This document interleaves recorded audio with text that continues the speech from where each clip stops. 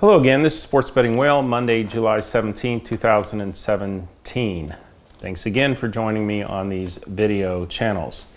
Today we're going to be doing a little bit of a recap, and at the end, after answering some questions, I'm going to give you the round robin plays that I took today, and you'll see on the screen that I have actually put my own money on these, as I always do. So I'm going into yesterday. We had a nice little continuous streak going, and all of the paid members won again yesterday.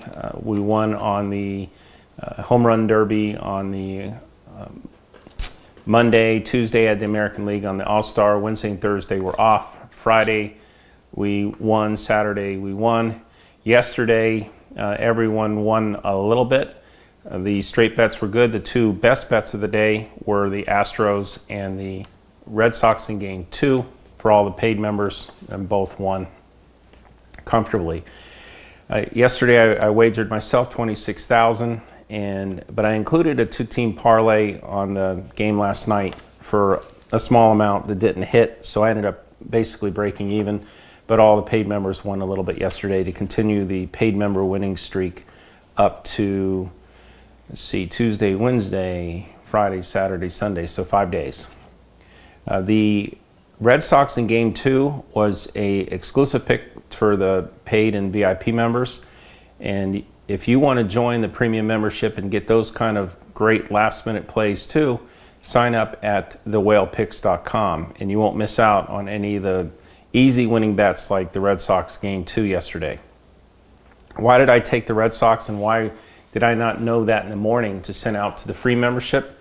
What I was looking for, hopefully, after the 16-inning game on Friday night where the Yankees won in the 16th inning, I was hoping that the Yankees would come back and win Game 1 of the doubleheader. That would set up an incredibly high percentage play for Boston in the Game 2 of the doubleheader. First of all, whenever you have two equal teams, or in this case, Boston's got a better record than the Yankees, if the home team loses Game 1 of the doubleheader and they are equal or better than the road opponent, it's an extremely high percentage play to take the home team not to get swept on the doubleheader. So I couldn't have known that until we saw what the results were from the Game 1, which Yankees won 3-0. The fact that Boston was shut out also added to making the pick a much, much stronger play going into the night game. We also had Dave Price pitching. David Price, who I think is one of the elite pitchers in baseball. So all things lined up for a pretty easy, convincing win. And it ended up 3-0 Boston, but if you watch the game, it could have been 6-0, 5-0, 7-0. There wasn't much of a chance of the Red Sox actually losing that game. There was a tremendous catch in the top of the 8th where it was hit to the wall, and the outfielder for Boston caught it and robbed Judge from a home run. That was an exciting play, but even if that would have been a home run, we still would have won the game eventually as well. So those are the kind of plays that I can't give out in the morning to the free memberships because I need to see what happens. And also I've been doing a lot of late plays for the paid members and VIP, and we have a very, very strong winning percentage on those as I see the games develop during the day. Today's question: why do you think most gamblers lose over the long term? What would you say is the most unique characteristic about you that has helped you win such massive amounts in money in a field where most others lose? Okay, the average gambler does lose in all gambling activities. The two skill games that the house is just taking a rake are sports betting and poker. So you'll see a lot of people who make a living betting sports, and you'll see a lot of people who make a living betting poker. Why? Because they've got expertise in either poker or sports handicapping that the general public doesn't. With me, I started out, if you've read my autobiography or seen some of the videos before, I started out testing some theories, same thing the Champ group does, And I went back, this was when I was in my teenage years and early 20s, went to the Gambler's Bookstore and bought every past record book I could, and to see how the theories would pan out over 5 years. After a while, I started to develop what has been traditionally solid situations that I look for. Again, I just described one. A better, equal or better home team losing game one of a doubleheader, go back and check it out. You'll see it's a high percentage play, and it is year after year after year. The revenge plays that the Champ Group uses. If a team has swept an equal team and they play again, then the odds of a double sweep are exceptionally rare. So you can play into that. Tonight, I'm taking the Toronto Blue Jays against the Boston Red Sox. If you recall, recently Boston went into Toronto and just blew them out of the water. I mean, severely spanked them. And in the last game, it was like a 13-14 run spread. Quite humiliating for Toronto. So I'm expecting Toronto to bounce back in this series at Boston, and that's a long-term trend that is really, really strong. The other things I look for are streak patterns. If you understand hot streaks and cold streaks with the teams and the players and the batting averages and who's hitting and who's not, and the pitching situations are going on, and the home-road dichotomy, you can really lock into some very high percentage wins. The other reason I think that I consistently win season after season, year after year, and the most people don't, is the betting system I have that allows me to accelerate. I can actually go 50-50 and win a lot of money, where anyone else that's just doing a straight bet system can't. They'll lose the juice, and they will actually lose money at 50-50. The reason I can make money 50-50, even though I do better than that, but in a 50-50 spell, if I'm grouping them correctly, I'm hitting some round robins that are paying 4-1, 5-1, 8-1, 10-1, and that really accelerates the bankroll dramatically compared to a straight betting system. Combination of straight bets, best bets of the day, first 5 innings, and round robins have done really, really well for me. You'll see in football, the first halves and the second halves are extremely predictable. I have a very high winning percentage year after year after year. Is it luck? No, because what I'm doing is I'm using certain pattern recognition, and then I go back and back test it, and then obviously I've forward tested this with my own money for a long time too, and have proven that the different systems that I look for actually work year in and year out. So the people who bet professionally, either poker or sports, win consistently season after season, year after year, because they've recognized the patterns. A poker player has recognized how an average bettor plays. They can read the tells, they can bluff them out, they can know based on the cards that are on the table the odds of winning that pot. They know pot odds, they understand the odds of what's in the pot versus what they'd have to bet on a percentage wise. They're professionals. Someone that's not a professional that goes in and plays against a professional team of poker players, in the long run is going to lose. The professional player will beat the amateur who doesn't have the skills of the training all the time. So what's the difference in sports? It's the same thing. The average person that's going up and betting sports, they're an amateur. They don't know. They're betting on their favorite team. They're betting on a hunch. They're betting on a tip someone gave them, whatever. They don't know the facts. They don't know the trends. They don't know the numbers. They don't know the systems. They don't know the historical patterns. That's why an average bettor is going to lose to a professional bettor in poker or in sports every time. The books in the sports industry are trying to even out the money. They know that the vast majority of the time the professionals are going to beat the amateurs, but their job is to middle it. Their job is to get as much equal action as possible and take their vigorish off of it.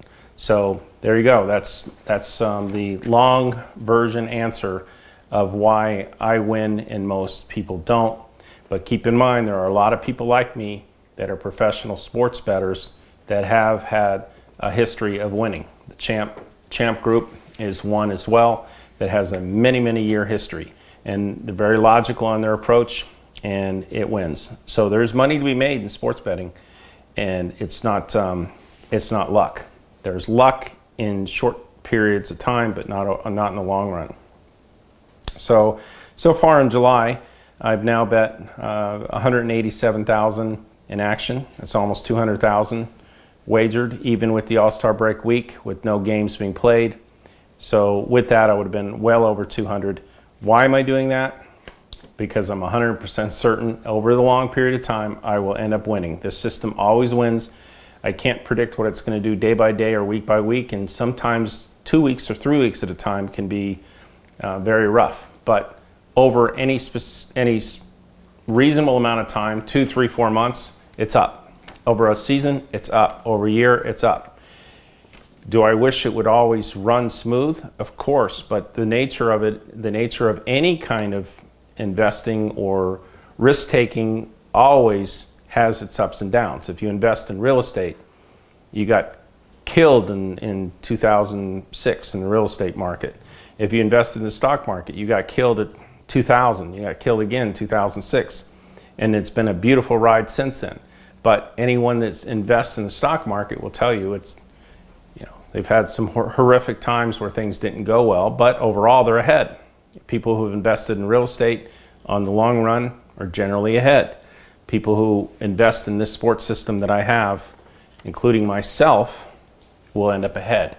And again, it's entertaining as well if you like sports, so you're getting two benefits from it at the same time. Okay, so today you will see I have taken some round robins in a straight play, and here they are. Here are the tickets, total of 15,000 for today. First group, 2s and a 3. I'm recommending 3 units per parlay for a total of 12 units on this particular first 3 round robins. Washington Nationals, unfortunately that game has already started. The rest of them haven't. Washington Nationals, Milwaukee Brewers, and New York Mets in Group 1. Group 2 is 3 overs. Over on the Cubs and Braves, over on Texas, Baltimore, over on Tampa and Oakland. That's over on the Cubs and Braves, over on Texas, Baltimore, over on Tampa and Oakland. I'm recommending a max of 9.5 runs on the Cubs and Braves, 11 on Texas and Baltimore, and 9 on Tampa and Oakland. If it's higher than that, buy it down to that amount or drop it out and make it a 2-teamer or just a straight bet. Round robin group 3, 2s and 3s, 3 units each per parlay, total of 12 units. I have Toronto Blue Jays, which I mentioned before, the reason why. Also, we have a better pitching matchup in that game today as well. And Boston's very tired, so hopefully Toronto comes through as expected. Minnesota Twins and Kansas City Royals. That's Group 3, Blue Jays, Twins, Royals. Group 4 is a 3s and a 4, all first 5 innings, recommending 2 units per parlay for a total of 10. Toronto first 5 innings, Kansas City first 5 innings, New York Mets first 5 innings, and Washington Nationals first 5 innings. So if you did not get our email earlier, you've missed the Nationals. So go ahead and take that into a 2s and a 3s, Toronto first 5, Kansas City first 5, New York Mets first 5, and you would want to do a 2-teamer on the Brewers and the Mets. Also, for you paid members, you receive the Nationals first 5 innings as a straight play as well. So you have the Nationals first 5 in a roundy, Nationals first 5 for the straight bet, and Nationals for the game. Winner, winner, winner. So we're off to a nice start today on the one game that happened to be in 3 combinations. The final score is 6-1 Washington. Well, thank you again for joining me on the video channels. I look forward to explaining more in the future about how I come up with the teams and why the system wins over the long run and how much money and fun you can have by joining us. Please make sure that you join and get these picks and take a look. If you have a $5,000 bankroll or more, take a look at the VIP program and I'll personally mentor you day by day on that. Thanks a lot. Look forward to speaking with you again soon. Going forward, I'll continue to release all of my daily picks to you for free if you text me or subscribe to my mailing list. So make sure to text me or subscribe to my free mailing list so I can continue sending you all of my picks every day.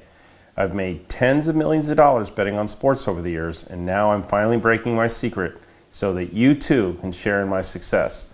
All you have to do is either click on the link in the description of this video or send me a text message to my phone number at 702-462-1135. If you're texting me from outside the United States, add the +1, so it's +1 702-462-1135. I will begin texting and emailing you with all of my daily picks whenever they come up. Remember, subscribing to my mailing list is 100% free, no strings attached. And every day that you're not a subscriber to my free mailing list is another day that you may have missed out on one of my devastating winning runs. So be sure to click on the link in the description of this video or send me a text at 702-462-1135, or if you're outside of the United States, +1 702-462-1135 to join my mailing list today, 100% free. And you'll be the first to know when I release my killer picks every single day. Again, 100% free.